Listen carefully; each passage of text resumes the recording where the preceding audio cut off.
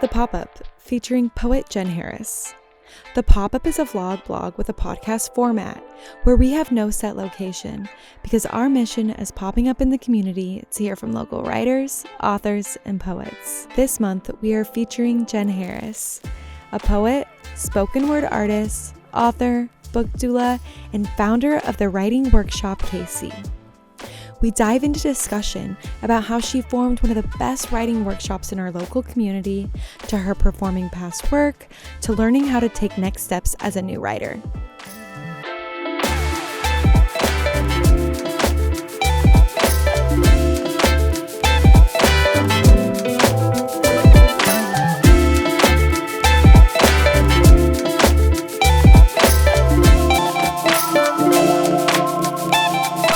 Okay, are you ready to get started? Yeah. Okay. Poet Jen Harris. Hello. Thank you for coming and having a conversation with me today. Yeah, I'm so excited to be here. So at the Pop-Up, we don't have a set location. So we go around in the community, pop up where the writers are at. Yes. And talk about all things writing. You've chosen a beautiful location. And this location is significant. Yeah. So can you just tell us where we are and why we're here? We are at 3B's Pottery and Coffee Shop. It's at 925 Southwest Boulevard, if I remember my email correctly. I host the writing workshop KC here, and every Wednesday at 7 p.m. Central, we are live here. We usually show up around 6:30 to eat tamales first because they're delicious. And then we start class at 7 o'clock. So the Writers Workshop KC. That's us. Tell me a little more about it. When did it start? When did you found it? Found it? I found it. I found it like 10 years ago in my psyche. I was like, oh, I really want to teach writing classes. But I had just started really performing on stage as a slam poet, and no one cared about anything I had to teach yet. So I saved it for 6 years. And then in May of 2019, I started the writing workshop KC at the RIP, now defunct Our Daily Nada, which was in River Market. And then in February of 2020, I wanted to expand my reach. So I started testing out this new platform called Zoom. And then just truly by luck, I was already ready to host online classes when the pandemic happened. So, did you start the Zoom before? I had it all set up and ready to go, and was about to launch like an online class, just because I thought, okay, well, there's people I love that I've met all over the country and touring. I would love for them to meet me someplace to write on a regular basis. And so I was totally selfish. And then it turned out to be the best business decision I ever made, because it's been going strong ever since then. Okay, so you started in 2019. Correct. May 2019. Okay. Yeah. Cool. So how has it like grown since then? Like, tell me where it like started originally, like what the class was like, and what has it grown into? I think originally there were I think my first class might have had 5 people, and they were all very skeptical of me, except for one person who is still attending. Thank you, Libby. I think people just didn't know what to expect, and I wasn't really sure what I was offering either. Like, I was like, okay, we're just going to do prompt writing, and which is an exercise I had been taught and been utilizing in other previous like jobs and workshop environments. So I thought, we'll see what happens, you know? But I was really nervous that I wasn't going to be able to like incite enough energy and interest to build a community around this practice. And I mean, it has all just worked out beautifully. It turns out people really are intrigued by their own curiosity and the randomness of what they may be writing about on a regular basis. So I just took my hands off the wheel and let it do what it wanted to do. Yeah. I mean, that's how we got connected, is me coming. And I started in 2019. That's wild. But I don't think anyone knew who I was. Yeah. And this is just a testament of what this community can do to you. Yeah. Because when I first started coming to the writer's workshop, I didn't talk to anyone. I didn't share my work. I was extremely intimidated and insecure. And I don't think until this year, maybe a little bit of last year, did I start really trying to form connections and like actually express myself. Yeah. Like, I don't even think I read until it was on Zoom in 2020. Yeah. I know that's a fact, actually. What happened? What changed that you were like, now's the time? Well, the commitment to being vulnerable, what is it? Aggressively vulnerable that you always say the class is. Yes. I think, especially in 2020, because that's when I was really going consistently, was just like week after week hearing people and seeing other people read, and then me just being like, okay, I'm just going to try. And I like to think that over the past couple of years, it's gotten better and better. I know it's happened with other people in the class because I'm a witness to it. Yeah. So I think just that being that aggressive in vulnerability really just started to break down my barrier, and it's really shaped me into a completely different person. And that's why I wanted you to come and talk to me about this, just writing in general, because writing has genuinely changed my life. Yay. This is all making my heart so full. And it's literally because of you. Oh, thank you. Listen, I thank you for seeing the intentionality behind what I'm trying to create. I want that credit to be yours, in that none of this growth is ultimately, it's not to anybody else's credit, right? Like, we are fostering the kind of people we want to be by being that to other people, especially in this community, right? Because that's the positive feedback only aspect. Like, I recognize there are teachers out there who feel that the way to educate and really craft someone, fine tune them, is to break them down so that they are stripped bare of all of their failings. But I don't actually think that's possible as a person. I think you just compartmentalize your feelings and then lose access to them. So when you see people kind of falling apart regularly, and then they're allowed to like pick themselves back up and collect themselves and be loved, I think that does a lot more to heal a person and like draw them out of their fear than it does to ensure that at some point they're going to be threatened or demeaned or questioned, or, you know, I don't know. I needed this community. So I made it. You know? Yeah, I was gonna ask, like, do you remember when it like hit you, like, I need to start this? Oh, my therapist said I had to do something. I was recovering from a really toxic relationship, and which I was, one half of. So in that, I decided to go to therapy and really go to therapy and start figuring out why I was repeating patterns. Like, I was in my mid 30s, 34, and I had just been an adult long enough to be tired of doing the same shit. I was just sick of myself, and I was really suffering. I was in a lot of mental and emotional and psychological pain, a lot of spiritual pain, and I just needed to work on myself, and I don't know. I kind of cringe when I see people doing their work by offering that to other people.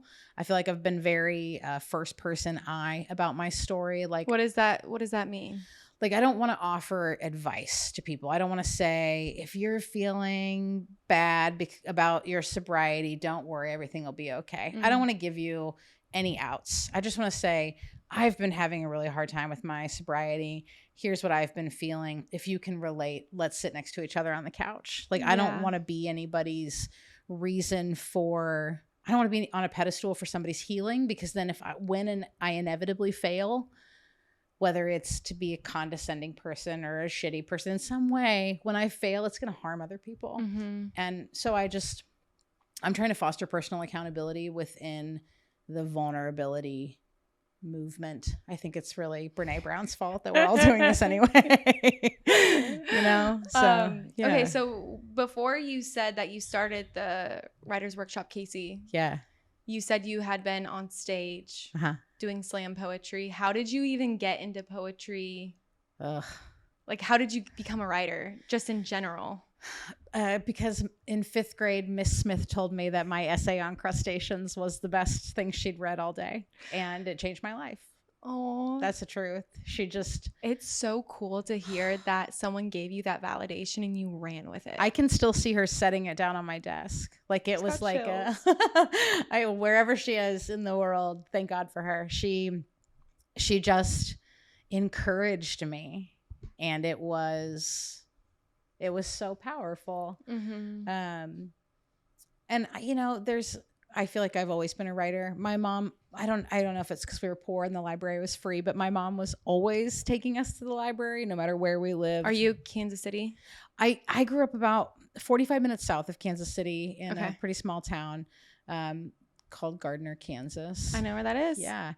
It's a city now. It was like there were 2 gas stations and one of them sold me cigarettes when I was 16. Like he's dead now, so who cares? But the reality is it was a very one-horse town, and now it's a city. I got pulled over for drinking and driving. I had to have my car pulled out of muddy fields because I thought I could do donuts in a Cavalier. Like it was a small town. Yeah. But my dad was in the military. We moved all over the world, and we were very nomadic in many ways for many reasons. And we were always reading. It was like the constant in my life. And my mom loves Shakespeare, and it's strange because she is like, well, now she's got a great job. But when I was young, she took jobs she could take and also raise 3 kids at the same time, so she just was very influencing in that way. And then it was just something nobody else had, you know? I wanted a unique life. I think I've always known that. So. Do you remember the first thing that you ever wrote? Oh, no. I remember that essay because of that feedback. Yeah. And then, but I know it wasn't the first time I'd written. Like I just have always been fascinated with what authors can do. They can really take you anywhere, and they don't have to come pick you up. It's an incredible skill. And I loved reading like the Babysitter's Club, and I loved reading Judy Blume, and I just wanted to, and I wanted to be Nancy Drew and Harriet the Spy, and like I wanted to be adventuresome, and I didn't want anybody to tell me what to do, and so I think I just kind of came to being a writer in a way that was like, this is a field where you make all of your own decisions. Yeah. There's no one path to success in any capacity. I know lots of people with MFAs who are checking groceries out right now. So it's kind of wild how degrees don't even it's about depressing. The person of like how you're gonna apply yourself in every situation, no matter if you have a degree or not. It's not necessarily the degree. That's what shocked me about college. Like I thought I was just gonna get a job because I have a degree, and I applied to 80 places, got 7 interviews, 1 job landed. God, right out of college. It just shocks you. They kind of lie to you the whole time. I've seen them do that now that I've worked with institutions on like a contractual basis. I was the first person in my family to go to college, but actually the second to get their degree because I drug it out for like 7 years. And in that meantime, my dad got a college degree. Oh, interesting. I know he had to he got one for a job. They were like, we'll give you this job, but you have to go back and finish your bachelor's. And so he did.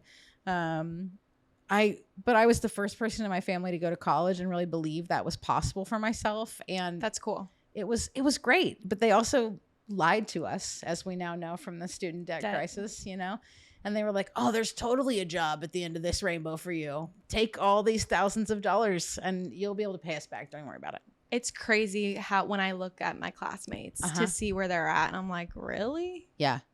You're doing a shitty job, and it's not even one that you love. Yeah. Like, at least if you have a shitty job, at least love it.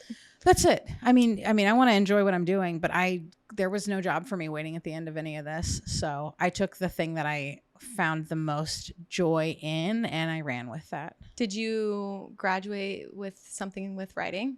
I have a communication studies degree with minors in English language and literature. So and I worked as a journalist through almost all of college. I mean, like I said, college was a really long experience for me. But then I worked as a freelancer, and I worked at the Star because Hemingway worked at the Star, and I wanted everybody to know it. You know what I mean? But they weren't hiring me full time. They weren't offering benefit packages. They were laying everybody off. So I had to start had to get on board with like citizen journalism, and I had to take pay per click gigs, and I had to, well, ultimately I ended up on stage because I just made a mess of my life. I've been really figuring things out the hard way for a long time. When was the first time do you remember the first stage you stepped on to read? Yeah, it was at the Starry Plow in Berkeley, California, and it was 2013. I was emaciated and not very sober, and I was just a mess of a person. And do you remember being like anxious, nervous? Yeah, I was terrified. Do you remember what you read? Well, the first time I just went to a poetry slam because somebody took me. Like they had shown me Andrea Gibson's work on YouTube when YouTube was still pretty new then also. Yeah. And I was like, oh my God, I want to do that. Starry Plow is one of the like original locations of this art form being a contemporary, very modern experience. And the MC, Drew, I saw him years later, and he's still an incredible person, but he said, this is a church for people who don't have one. Mm. And then I proceeded to listen to all of these poets just spit truth like I had never heard it shared. Ugh. And it was incredible. So that was like, the first I want to do that. Yeah. And then the first time I went on stage, I didn't know there was a time limit. I was still writing my piece when they called me on because it was a lottery. Because it wasn't an open mic. It was a slam. It was a competitive slam. 3 rounds, 3 minutes to perform. You only advance to the round after this like crowd of strangers numerically judges you. Mm-hmm. Yeah. And I just didn't, as I have always done, it doesn't really matter to me what's going on. I just want to get involved. Do you still do slam poetry? I don't anymore, but okay. I got hooked off stage my first time. They were like, your time is up. You have disqualified yourself. Get off the stage. And I was so embarrassed that I was like, all right, I'm really going to figure this out because it couldn't get any worse than this, you know? Yeah. And I did. So I have never done a slam poetry. Never? Nope. But I've gone to open for one though. Thanks. Yeah. I have done open mic nights. Okay. Yes. And I can relate to that. Such embarrassing. Everyone was reading off their phone. Yeah. But I was like, no, I'm going to go up there and just read. It was at Blip. Yeah. Yeah. That's where Kansas City Poetry Slam is now. That's where I started in 2014. Okay. Now it belongs to the community. Got it. Yeah. So I read there, and it was I just went randomly one night and I wrote something that night. Yeah. It was about like a death in my family. So it was very emotional. I was like, I need to let it out. Yeah. Don't know why I felt like I needed to let it out to strangers because the paper would have been enough. Yeah. But I went up there and I blanked on like half of the poem. That does happen. And then I picked it up. Everyone started cheering me on, picked it up, but I'll never forget that again. I will never go half prepared. Yeah. To something and forget my lines. It's intimidating, you know? And so intimidating. I was egotistical in my first effort in that I was like, oh, how hard can this be? And then you get on stage and you're like, I'm about to tell all of my most intimate stuff to strangers. What have I done? What was I thinking? Like you said. And it's incredibly intimidating, but I kept going back. And then I didn't make any huge splashes on the scene, but I saw tons of people doing amazing work that I wanted to emulate. And so I moved back to Kansas City in late 2013, and February of 2014, I started a slam at Uptown Arts Bar, and that carried on and that rebuilt the poetry scene in Kansas City. Poetic Underground open mic really like took off because slam brought younger people to the scene, and it's still going strong. It was going strong. Poetry has had like a comeback. Oh, it's been incredible. It's never going to be as cool as original hip hop. You know what I mean? But like, this is our literary revolution in that way. Yeah. And Kansas City definitely had a Renaissance period. You know, there was like 2014 to 2018 was, we got paid and we had fun. I got paid. I don't know if anybody else got paid, but I got paid and I had a blast and I did my best. And I met people from all over the country who were just deeply invested in not only sharing their truth, but storytelling in a way that was about the listener.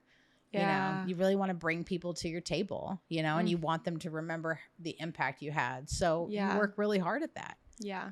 Just going back to a second to that kind of stage fright. Yeah.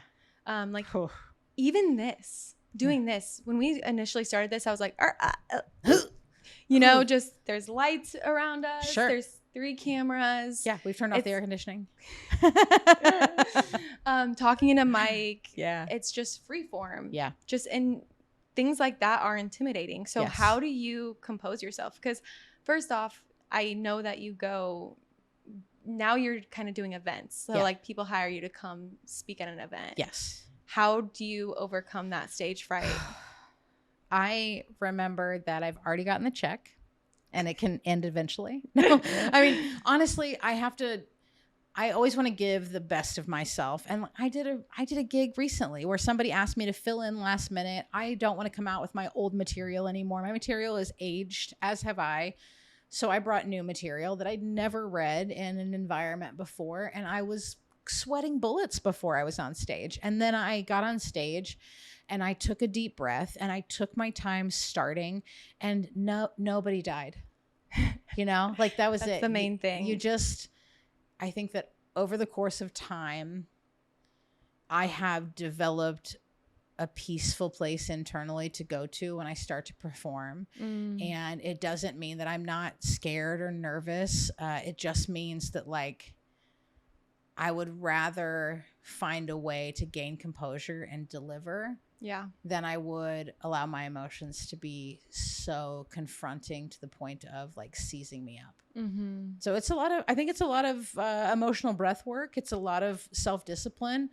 And, you know, there's lots of people who say like, if you're not nervous anymore, you should be concerned, you should be worried. And it's like, what if I just got really good at controlling myself emotionally? And, you know, what if I actually have like taught my nervous system that this isn't a time to panic and that we can just breathe and be present? Like, that's amazing. I'm trying so hard to hold this. But it is comforting to know that even you can still get nervous. Thank you. That's it really a is honor. But you are a writer in all different types of ways. Yeah. But how would you describe yourself as one? I still describe myself as a poet. Okay. For sure. I'm leaning more into writer, and I'm getting married soon, and congratulations. Thank you. We are we're not changing our last name, we're adding our name, like a joint name for the two of us, and it remains a secret until after the wedding. But I see it as an opportunity to lean more into being a multidisciplinary writer. I've called myself a creative entrepreneur for a long time. I've called myself a teaching artist.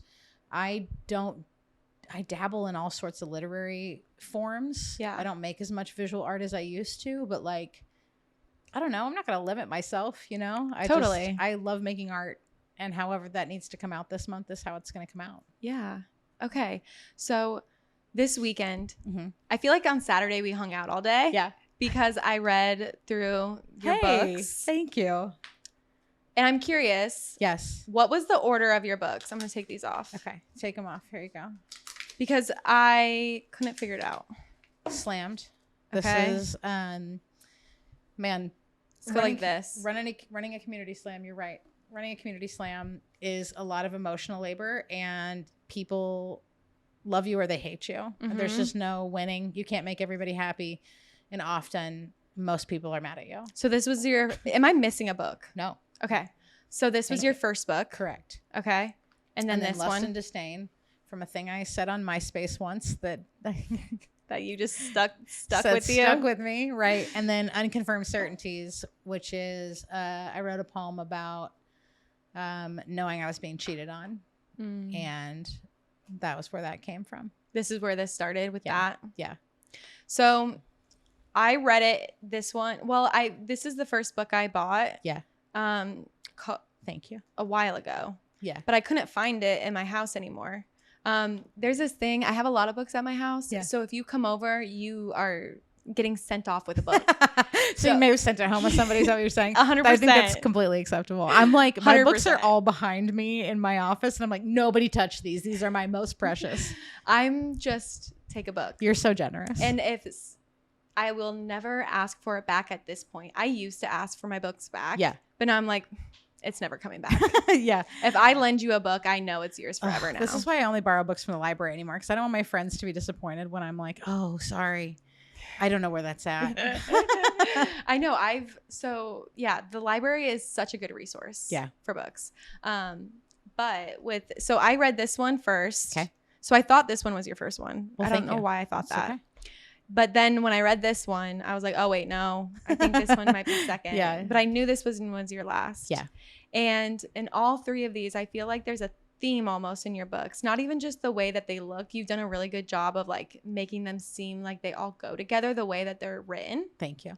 I think there's a really good consistency of like, oh, this is Jen. Thank you. But even throughout these, I feel this one is almost like everything is, how do I say this? It's like, I read this thing. Not only did I read your books, I was reading this other book too. Mm-hmm. It's called How to Be Love by The Humble Poet. Okay. Have you read it? Yeah, I have not. It's a great book. Okay. But there's a quote in that book that says, "You are not your past traumas. Mm-hmm. They're just your experience." Yeah. Actually, no. I actually wrote this down. That's not it. Tell me. Let me get it right. It says, "We are not victims of past traumas. We are students from them."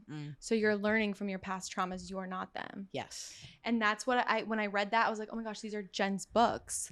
These are your experiences. You're not holding them in. Mm-hmm. You're letting them go. Mm-hmm. And especially there's all different types. It's so relatable for each person. It's like toxic relationships, like with a partner, with parents, with society. And each one of these books, there's like a different little focus. Yeah. And it's so beautiful how you're not letting this get hosted inside of you. You're letting it out on the page. And it made me feel understood just by reading them. Thank you. And it was beautiful. What an incredible compliment. Thank you. Do you have a favorite poem out of all of these? Ooh. I don't actually know. Or a book. I'm trying to think. Do I have a favorite book? This is like, we were talking about this earlier because my partner has 3 sons, and I was like, I know she loves all of them equally, if not for totally different reasons. And I feel that way about my books. Like, I told the truth in for the first time. Like, I really just like, was like, I can't, all of this stuff has contributed to, especially to my substance usage, like just my abuse of my body. And Lust and Disdain was really ending a relationship that I kept coming back to and just couldn't survive again. And Unconfirmed Certainty was ending relationship in general with toxicity. Just like, I mean, I still am doing plenty of work and have many things that are wrong with me, but like, I can never go back to the person I was in Unconfirmed Certainties. And I don't ever want to. I don't want to be in those kind of relationships. I don't want to treat people like that. I don't want to treat myself like that. I think there's a part in here where you're like, I don't write poetry like this anymore. Yeah. I loved that because it was like you were just writing about your experiences in almost like this like ranty way. Yes. But you're like, but I don't do this anymore. Right. I'm over it. Well, and that's it. That was a poem that was really like a middle finger to so many. When I split up with a person that I wrote one of these books about, I lost most of my friend group, and that's how it goes. Yeah. You know, but I was really angry that I was painted. Is it Dear Sisters? No, Dear Sisters is my it's my Women's March poem. Yeah. That one is very, I didn't know. That one was powerful. I got to perform that one's like, one. Yeah, it's like, well, we were marching, you know, and that's my march. That's it. Yes. I was at the Women's March in Denver. There were over 1 million women in the streets, and I just happened to move there. Wow. And you read incredible. That there? No, that I read here in Kansas City. I was asked to speak at the Women's March in Kansas City, and I performed it at Unity Temple on the Plaza. And I've written about this also, but I looked up and there were like 2,000 people in the audience, and I was like, oh my God. Wild. Yeah. Like I wanted all being probably like, I wanted to be a part of like in front of that many people, but I never imagined it would be for advocacy work. And that felt like the best thing I could have done with my life. You know, like I'm very I'm very pro women. I'm very pro reproductive rights, and I'm never going to stop fighting for those things. So to be asked to have a voice in that feels like I'm doing my part. Yeah. You know? So I know it's hard for you to pick. Favorite. And the reason why I ask is because I'm going to put you on the spot and have you read something for us. Oh my gosh. Okay. And in each book, I do have marked things. Yeah. This, I think, was personally my favorite. Okay. Just Let because. me look at it. What do you have marked? I'll tell you if I have 2 poems that I was like, holy shit, the imagery. All right. Perfect. Holy shit, the imagery. Let me say that again. Thank you. Thank you. I'm trying to be more mysterious and carry my metaphors a little. I've learned a lot from these, you know? Okay, there's 2. First off, was one written at the writer's workshop or no? Nothing? This was written and released kind of after. Yeah, I started the workshop when this was released. Okay, but not these ones. Those 2 were prior to that. I think I've heard you read the Fortress poem somewhere before. Fortress was a big hit. There was somewhere. So that was the one I marked in here. Fortress Revisited. Yeah. And then there is a silence now as I've never known before. Those 2 really were just like, whoa. Thank you. So you can pick. Okay, let me see. All right, let's see here. Sorry for all my little scratch notes in it. No, I think it's fantastic. Thank you. All right. Do you want me to hold your mic for you? Oh, I'm okay. It's more like a baby blanket. Is this okay? Yes. If you can get it and flip. Thank you. Okay. You got it? I think so. It's interesting to go back to these because I'm like, oh. Well, this one I was like, if you didn't want to read something that old. No, it's from fine. your life. It's like opening a door. It's just like opening a door on a memory. It's interesting. Yeah. Because like once it's done, unless somebody emails or texts me and is like, hey, I read this and I loved it. Because my phone number's all over the internet. So I get random messages and it's incredible, but I don't go back and read them unless I'm actively touring them. Yeah. Like that's it, you know? So this has been quiet for a long time, you know? But okay, so there is a silence now as I've never known before. One of ache and regret, angst and diminished desire to be anything other than a cog in the wheel. She once told me that it was possible to regret who you were while becoming who you're to be. It's over again, just like that, every single time. Heavy love, heavy hearts, a blazing ending. I always fall in love by accident.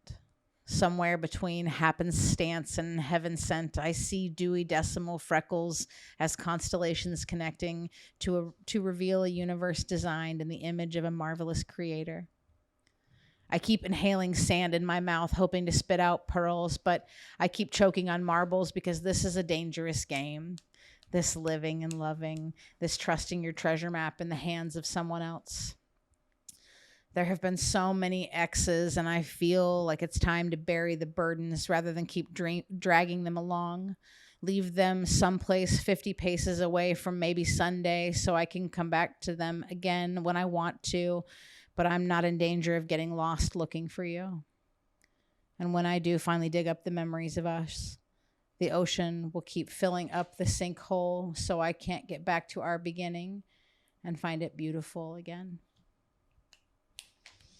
Yay, thank you so much for reading it. Yeah, thank you. The one part that really, really stood out to me, the one that I underline, the hoping to, I keep inhaling sand in my mouth, hoping to spit out pearls, but I keep choking on marbles. Thank you. That imagery, I don't think I've ever seen anything like that in my mind before. And I also want to call out one more piece in here of imagery, because this book has the most beautiful imagery I have ever seen. Like, it's incredible. Thank you. I'm going to have you read it, though. Okay. This part of My Heart Knew. Okay. Right here. So this is from Fortress Revisited. Yeah. My heart knew it right away, but my hands only knew how to handle bar crowds and the intoxicating reverberation of microphone, so much so that I considered swallowing one whole just so she could hear exactly what was happening inside of me.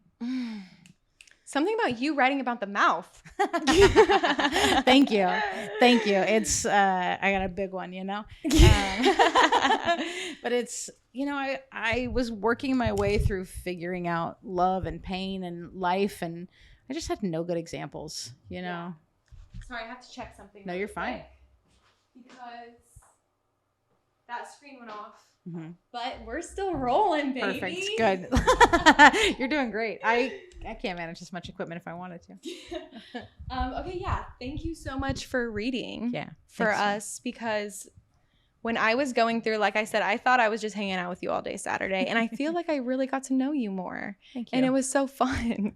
That's why I feel setting up with you. I'm like, oh my God, we have time to talk. I know. Fantastic. Because usually when we see each other, there's other people around. And we're working. Yeah. You know what I mean? Whether it's creatively in some facilitation of that, it's, Mm-hmm. But that's it. I love the creative hustle. And I mean, I don't like being this busy, but I also am really grateful to do what I'm doing. So I'll be this busy, So these are your 3 books. They are my 3 books. Do you have any other books on the way? Or are you like, okay, do you know what that's going to be about? I am in process of creating this manuscript now. So it'll come out in 2024, but that's still soon. I mean, it could be December of 2024. Time is flying though. It is, right? I was like, oh my God, August is almost over. I know. So the title is I've Been Trying to Reach You. You have a title? Yeah. And so it is, I know it is. It is a manuscript of realizations of just like, I was researching and studying kind of a spiritual aspect of myself, and this theme kept coming up. And so I was doing more and more research on this particular subject. And then I would discover that like, oh, the lead investigator on this particular spiritual subject wrote this book, which changed modern conversation about it. Mm-hmm. And somebody would have like gifted me that book, and I would like, I'm not reading this shit. Like it would have gotten donated, or I would have put it in the back of the back, And I had this realization one day of like, oh my God, like all of these books that I haven't read all of a sudden started becoming really important, or these books that have crossed my path over the years that keep coming up that I never read. Like it felt like somebody had been trying to reach me. And so I've been looking at my writing since 2020, because the Unconfirmed Certainties came out in 2019. I've just been looking at my writing the last 3 years. Like what have I learned? What have I observed? What am I teaching myself? Okay, I'm so happy you said that, because in 2022, you challenged yourself to write every single day. Never again. But that's probably why you're like, I have so much shit that I wrote about. What did I fucking learn? That's it. Well, and that's it. I learned and this is not true for everybody, so don't use it as a cop out, but I hated writing every day, and it made me love writing so much less than I do. But I've heard this rumor for all these years that writers have a daily discipline, and that's not feasible in a working life. You run a business, there's no predictability in this at all. And there was no predictability in my schedule and my income making before. And then I added a partner with 3 children into it. And now there's like, I have a schedule, but I don't have a schedule for my creativity. Yeah. And I do my best.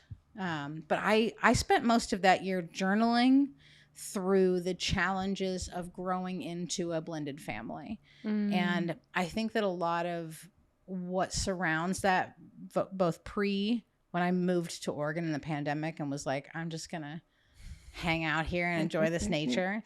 And now is that I'm just inherently in a better place in every way. So like I've written about other things, I'm not processing the pain of my breakups anymore in front of other people. I'm not as keen to talk about my own personal growth. I think I'm coming to some conclusions and some awarenesses that I didn't have before. Yeah. And I think that kind of goes back to what we were talking about when we were setting this up. Yeah.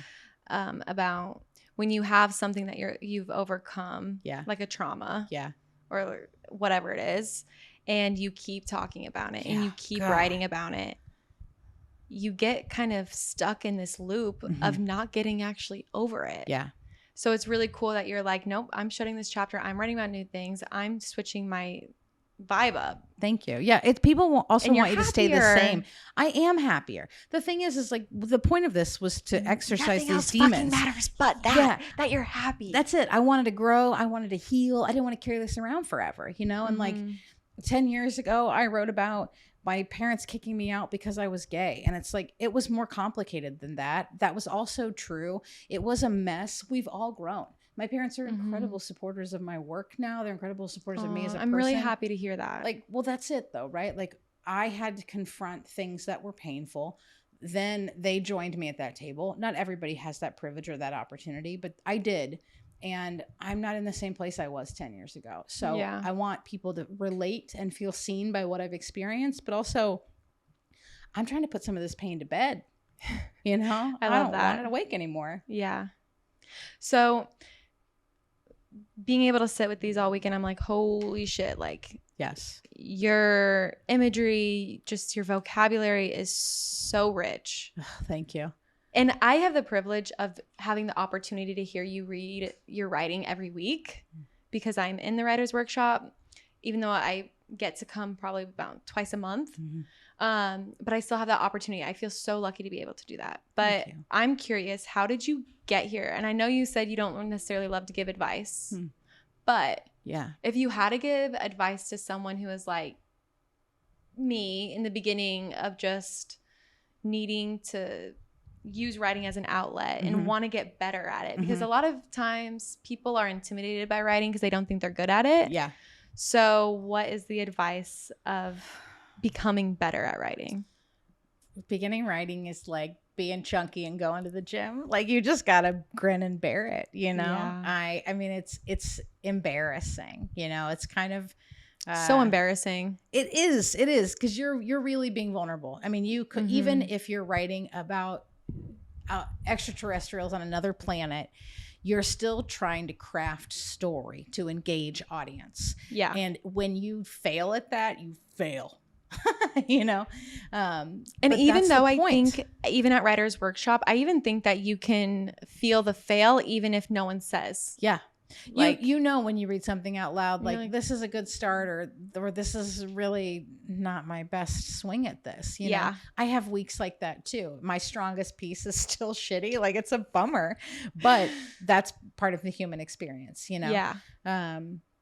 There is,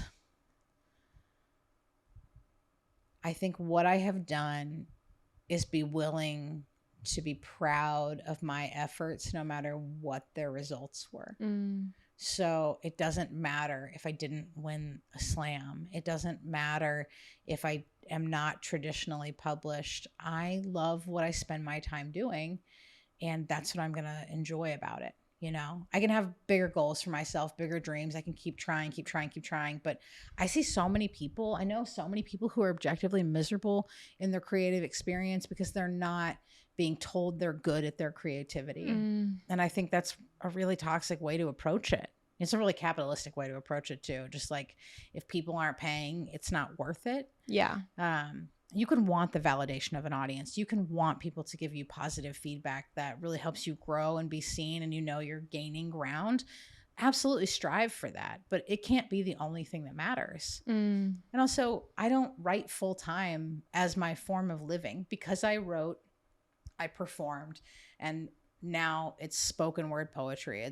It's me with a cadence in my voice performing like a singer, you know? So I went from writing to performing to refining my message to teaching to performing again. Yeah. Just in much more specified places with much bigger paychecks. And like I can't remember the last time I made money off of my writing. Not really, you know? Yeah. Because that's not it. We were talking about this. Like writers who make money are teaching, they're keynote speaking, they're giving commencement addresses, they're hosting workshops.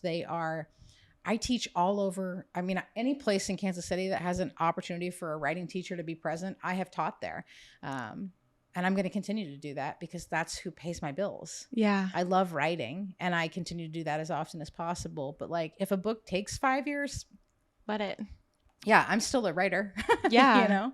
No, I think that's what my biggest takeaway from this conversation is you have to tell yourself, like, pat yourself a little bit on the back when you accomplish something, even if it's not extraordinary. Yeah. Even if it's small. Yeah. Because I don't think I always do that. Yeah. I had the opposite experience when I was young with a teacher. Of them, I was dyslexic, so reading in front of people was always extremely choppy. Yeah. And teachers would make fun of me for it. Oh. And so I kind of wore a mask of being dumb. Like it was my default of just like, oh, I'm going to go play sports. I'm going to go do that because I can't read a book. Got you. That's so tough. So it put me in that corner, and I still do it today. Yeah. I can't help myself sometimes of just beating myself up of like not doing the best or like how long it's taken me to write my book.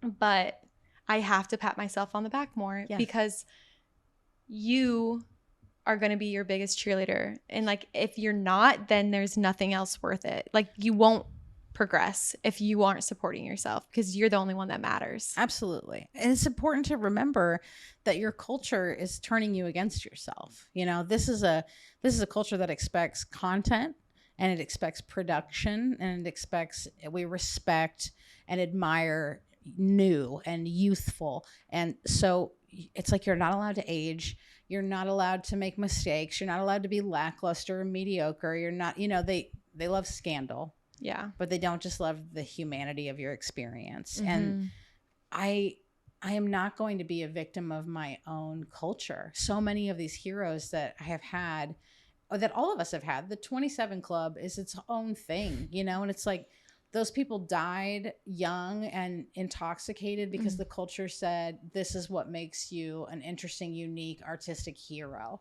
And it killed them.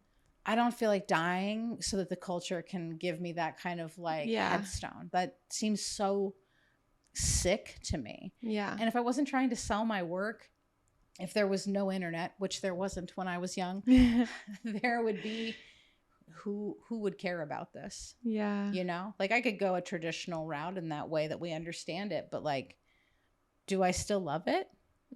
Why am I spending my time doing it if I don't love it? There it is. Yeah. That's it.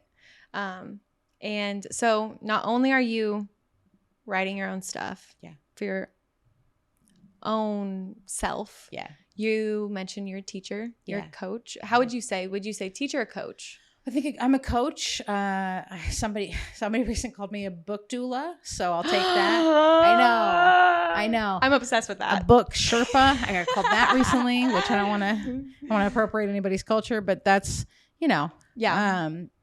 I think that you can come to the table of this experience because there are plenty of professionals who are like, positive feedback only, generative workshops, like they're not making any difference. And that's objectively not true. People need practice at doing something before they can comfortably launch into the deep end of things. That's how we handle swimming. Why don't we handle it with writing that way? So I encourage them to get to that point. And then often people will hire me on an individual basis to coach them through the process of forming a book. So is it always book? I've done audiobooks, I've written plays, I've done screenplays, if it can be written and then produced in some way, I've created it. That's fun. Which is, it's been a blast, right? I've had an ongoing project for years now that went from book to screenplay to stage adaptation. And I've had to learn all new writing styles and new programs. Nothing is more terrifying and exciting to me than like, I have no idea how to do this. Let's do it. Yeah. It scares the hell out of me, but it's also how I know I'm alive.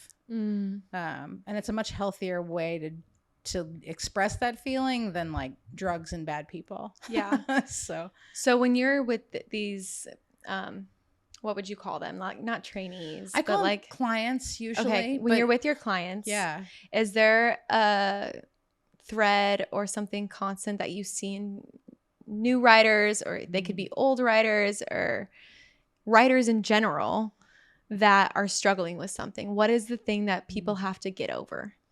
I mean, everybody's scared. I think to the testament of your own experience, lots of people have lots of creative wounds. And those wounds were created by people who probably didn't know that they were doing harm, but also people who in some way felt small and needed to feel bigger in some way. Most people, all people, come to me and say, third grade teacher, fifth grade teacher, 11th grade teacher, mom, sister, whomever. There's somebody present that has that the voice of doubt sounds like. And so my job is often to just validate that. And, we all have gatekeepers. We are all objectively terrified that this is not worth it, because you can't help but want to be successful in all the ways you define success. But my job is to be encouraging and to keep you on the path when you want to give up. I've also heard that there's this woman looking in the window at us. She just waved to me. Hi. We're closed. Don't encourage her. Oh, sorry. No, I'm just. You're like, I never know who's on these streets. Yeah, that's why I keep the door locked. What were we saying here? Oh my God. God help us all. Doesn't matter. We'll go into the next thing. Okay. So with giving, this is what I was going to say. Yeah. I've also heard that you are brutally honest though. Yeah. You don't, cause in the writer's workshop, if you come, it's a pretty, how do you say it? It's very kumbaya. It's very we love you and you tried your hardest and that's what matters. Yes. Yeah. Which I love. Yeah. But not if you're a one-on-one with you. I hear you will give that type of feedback, and I think that's amazing. Thank you. People need that. People pay me a lot of money, and if they're working hard for their income, and I want to respect their efforts. You know what I mean? It's taken me forever to not be poor. I'm still broke, but I'm not struggling like I used to. Yeah. And that's because people believe in the process, and they hire me to participate in that. And if I can't be honest with them, they're not going to grow. I think that's the biggest part, though, to know for anyone is that you will do no bullshit with them. You will tell how that's it is when you read their work. Yes, and you will also make that page red. I will, but I come to it in a very as your reader, this is my honest reaction to your work, because I'm a pretty extensive reader, and that is it aids me in the translation of these things. Am I bored? I'm going to tell you. Did you repeat this word? Poets have a terrible tendency to use very similar words, and you can hear specifically in slam culture when a word popped off in somebody's amazing poem and then 10 other people use it. We have a tendency to follow in the direction of what we're seeing work, and you can't emulate another person. You have to really manage your own voice. So I give people honest feedback because that's what they're asking for. So do you think that sometimes people will try to get too fancy in their words and you're like, oh wait, no, be you? Well, that's it. There's you can't have a poem that is layman's terms, very generalized conversation, and then slip a really complicated academic word in there. Or a multisyllabic word in something that is pretty plainly spoken. It doesn't work. Yeah. And it doesn't work, one, because it really jolts you in a negative way. You're like, what? Don't use the word chrysalis in here. Ugh. But also, I always learn new words from you, by the way. Thank you. I learned new words fucking on love accident. it. I just, it jars you. It makes you, it just seems out of place. You know what I mean? And it's the same in any environment. You can be decorating something and when a thing doesn't belong, which one of these is not like the other. That makes sense. So I feel like I have a skill set that's been really finely tuned, but I don't think what I do is unique. I'm just willing to say this is what I know is in good taste and good form. And this is what I know is total bullshit. And some of these things are really boring or cliche, and I don't want you to embarrass yourself by leading with something that's so predictable. So let me tell you what I know about either pulling this or making it better. Because often this is a game of synonyms, especially with poetry. Yeah. there's plenty of ways to even rearrange a poem's order that's already been written to make it that much stronger than it already is. That's amazing. So it's just, well, just giving you all the praise for you. being that honest as an editor. Thank you. Because I've had some editors like look at some of my work and it's like, really? Yeah, they don't try that hard. But then I got an editor. Yeah. And he was like, I'm not reading your work until you do this, this, and this. And I was like, oh, shit. I'm offended. And then I'm like, wait, no, you have a point. Yeah. I do need to know my proper grammar. Yeah. You know? Well, and that's it. I mean, every editor has a different take on things. Some people just want to be encouraging, or, you know, I have a friend who had a big deal publishing contract, and their publishing house was like, oh, poets are pretty picky about their words, so we don't make them change it. And I was like, why? Like, don't you want them to show up in their most polished form? Yeah. You know? And I've seen manuscripts transform, which we don't get a lot of, we never really give a lot of credit to the first draft. We talk a lot about that in workshop, about their shitty first drafts. And Lamont's totally right. Like, this idiot garbage you've written could be beautiful one day, but you're going to have to make some effort to make it beautiful. But if you do come to writer's workshop, it doesn't seem like this is like some people's first drafts. It doesn't. It's crazy to me. I have absolutely checked in on them to be like, did you write this tonight? Okay, are you sure? You are one of those people. I feel like I have the good fortune of writing on it multiple nights a week, so maybe it sits in there a little bit more. But like, yeah, but still, this is what I'm doing. This is my gym. Yeah, you know, there are plenty of environments where I am floundering. Mm-hmm. You know, I love how you're using this analogy of the gym going writing, because in my last pop-up, I talked about how going on the page and writing is like tying up my sneakers and going on a jog. It's like my mind needs to go for a jog right now. So I love that you're using that as an analogy. It feels like it's something that can atrophy if you don't use it. It's really difficult to get back into. You have to sit there and be bored and uncomfortable and have no good ideas. And like, there will be years, there could be years, I'm not saying there will be, but there could be years where you're just journaling and that's all you're getting out of what you've written. But like, multiple drafts is practice, and practice leads you into being a better version of whatever it is you're trying to be. There's no way around that. Just a random thing. Yeah. Do you have a favorite Do you have a favorite word right now? A favorite word right now? I have more like earworms. Like, like the beginning of a song will keep looping around in my head forever. Last week it was Jazzy Fizzle Product Shizzle would not leave me alone.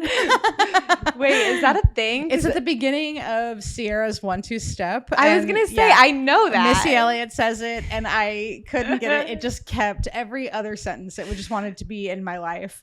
That is so fun. I know love that. It's well, and I'm not really like it always sounds jacked up when I say I'm not a huge fan of music, but I just am reading. Like, I don't care about music or TV that much. So, okay, what about this favorite book? Favorite book? Oh God. There's so many. Like, I love Anne Lamott and I love Charles Bukowski, and the first poetry book I ever read that I remember was Jules, A Night Without Armor. And nothing will ever matter to me more than the feeling that book gave me. So that's good. Yeah. Because that's how I feel about Rainer Maria Rilke. He's the first poet that I read. Yeah. Love Song, that poem. Beautiful. Stuck with me forever. That's it. I mean, there's just, when it stays. Like, it gets its claws in you and it's never going away. Yeah. And I don't want it to. But I don't know. I also am really happy to read. We were talking about Ruth Reichel. I got really into God, what was Julia Louis-Dreyfus's Wiser Than Me podcast, which was conversations with women generally over 65 that have had profound impact on our culture or our society. And I mean, cool. Older women are our most underutilized resource. So I listened to this podcast, loved it. And she had Ruth Reichel on, and Ruth's had a whole amazing career that I haven't known shit about. But I started reading, I had her book Tender at the Bone on my shelf because somebody recommended I read it. And I read it and was like, why have I never read this. Yeah, like what was I doing? I held onto this book for like 4 years before I read it. By the way, I need to give you the book, her other book, Save Me the Plums. Yes, I have it for you. Thank you. I'm giving that to you. Accept. Because you got me into reading her stuff. Oh, she and I'm on the waiting list for Tender the Bone. Okay, well, I have that one. We can just switch. Okay. Yeah, it was just so profoundly impactful, because when a writer takes you on a ride, especially the ride of their life, it can be transformative or it can be absolutely miserable, you know, and Ruth's is transformative. You just are with her through it all, and nothing bad ever really happens, but it all ends in a meal. And you've been into cooking lately, so I can totally see why you're loving Ruth. It's kind of her fault. Like, I was just like, well, I mean, we need to cook. We have groceries in the house. I'm tired of throwing them away. And I'm the worst at that. God, things are so expensive now. I buy groceries and then I get takeout. I'm like, I know. Why? It's so convenient. That's why. But I mean, it's gotten so expensive that I'm just like, I can't manage this anymore, you know? So anyway, yeah, she just, I don't know. She told a story I'd never heard before. In the same way that Mary Carr, she's a professor. She's had a wild life. She's an incredible writing teacher. And her memoir, oh my God. Well, she has the Art of Writing memoir. Is that right? Something like that. She's just a mouthy Southern bitch, and she loves being that way. And she's also the most tender-hearted angel that I hope to meet one day. Like, she's all the things a person can be, and she doesn't shy away from that on the page. And like, I just want to be able to tell that kind of truth. Yeah. I know you didn't say this as advice, but just listening to you and hearing how young you were when you started reading, I do feel like that's why you are such a good writer, is because of how much you read. Hey, thank you. I think reading is really important. Also, it's really selfish to think that you could be reading or writing and not reading. Like, why should anybody give a shit about your work if you don't care about theirs? You know? Yeah. Which isn't fair to everybody, you know, but there's a lot of access to audiobooks now too that I absolutely count as reading if that's the way in which you absorb information best, you know? Yeah, that's good to know. So it's just like, if you want your work out there, you also have to kind of know who your contemporaries are, who you'd like to be compared to, who's aspiring you to write better, you know? Yeah. Like I can't tell a story if I don't know who else is telling a similar story. Totally. So wrapping up, I kind of always wrap up this way, of just, I think it's one of the coolest things in life of just getting connected to people in our community. Yeah. And so I am curious if you can remember or know how I got connected to you. How did you get connected to me? I remember you at our daily nada being very angsty. But I'm trying to think of, hang on, I really want to think this through. Did David Wayne bring you? No. How did you get there? Jose Foss. Okay. All right. It's so Artist Inc. represent. Yeah. Okay. Is that how you guys knew each other? I know Jose in the community, but yeah, David works for Mid-America Arts Alliance. Jose and I have both facilitated Artist Inc. together. We're actually doing it in a few weeks together. You are? Yeah. Cool. I'm going to have him on too. Oh, fantastic. Yeah. So he pointed you in my direction then. He did. Thank you, I just had moved to Kansas City, and I knew he was a writer. I was filming him. Yeah. And I was telling him, like, I want to get more involved. I need to kind of knock some bad habits. And he was like, you really should meet Jen. Googled your workshop, found you guys at Daily Nada, and the rest is history there. That makes my heart so happy. And the first time I was just reading about you on the internet, and I found this fun fact about you. What is it? And I watched you. Yeah. You were on Queer Eye. I was on Queer Eye. That was so cool. Thank you. Can you remind me of what season it was? Season 3 is Kansas City. Okay. I had never watched Queer Eye before I was on Queer Eye because, again, it's nothing personal to anybody. I just don't give a shit about television. And I mean, I care more now, but I think that's the pandemic's fault, where I was like, people are actually making important stuff. Okay. Yeah. But yeah, there was a person on the crew in Kansas City that was like, hey, we're looking for women who are doing like women's empowerment work. Can you please come and be a part of this kind of circle of empowerment for the featured guest? And really like hearing her and the story and the struggle that she's gone through and just being uplifting. And I was like, yeah, I would love to do that. No problem. Also, did somebody say this is going to be on Netflix? You know? And it was nerve-wracking because they, you know, you don't really meet this person until you're having like a super intimate conversation with them. And you don't know if they're actually filming you or if you've said anything intelligible. And my friends, like I told like 3 people I was going to do it. And they're all texting me, asking me for like videos from the stars of the show. Like, oh my God, have you seen this guy? Blah, blah, blah. Yeah. So it's super nerve-wracking. Well, it was cool because it was like writing got you there.